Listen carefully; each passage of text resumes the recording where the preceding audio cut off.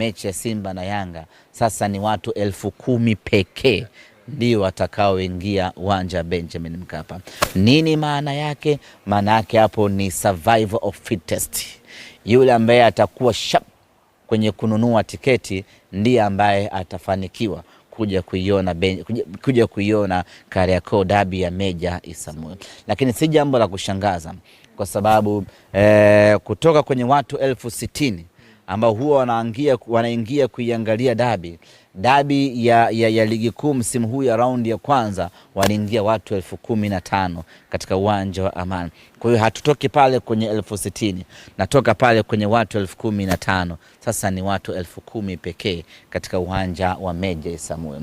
Kwa hiyo viingilio tutatangaza very soon, na namna ya upatikanaji wa tiketi vile vile tutatangaza, na baada ya kutangaza viingilio na tukaanza kuuza tiketi, hapo sasa si wakati wa kudema, si wakati wa nitanunua tiketi uwanjani, sio wakati wa kusema nitanunua tiketi kesho. Hapo tumeanza kuuza tiketi, unanunua tiketi muda wako huo.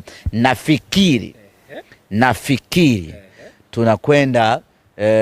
tutakwenda kuifikia record ama kuivunja rekodi ya Soweto Derby. Nafikiri tiketi kuuzwa na kumalizika ndani ya lisali moja, tiketi za Kariakoo Derby.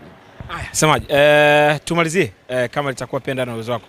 Tutegemee tutafanya hamasa licha ya namba ndogo ya kupokea watu katika uwanja wa Meja Jenerali Isamuhyo, au tukishasema tu jamani mzigo ni wa hamasa tutafanya? Ya nini?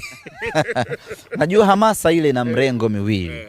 Kwanza ni fans engagement, kutengeneza uhusiano chanya baina ya mashabiki na klabu yao, na ni sehemu ya mashabiki kukutana na viongozi wao kuweza kuzungumza mawili matatu kwa ajili ya klabu yao, kubadilishana mawazo mashabiki kwa mashabiki, kukutana na kufurahia klabu yao. Kwa mfano tulifanya hii fans engagement pale Arusha kwa kuchoma nyama. Tulikuwa hatuuzi tiketi.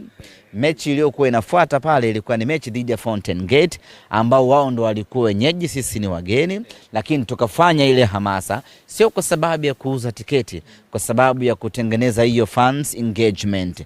Mashabiki wakutane na mashabiki kwa mashabiki, mashabiki wakutane na viongozi wao, tukae tuifurahie Simba yetu.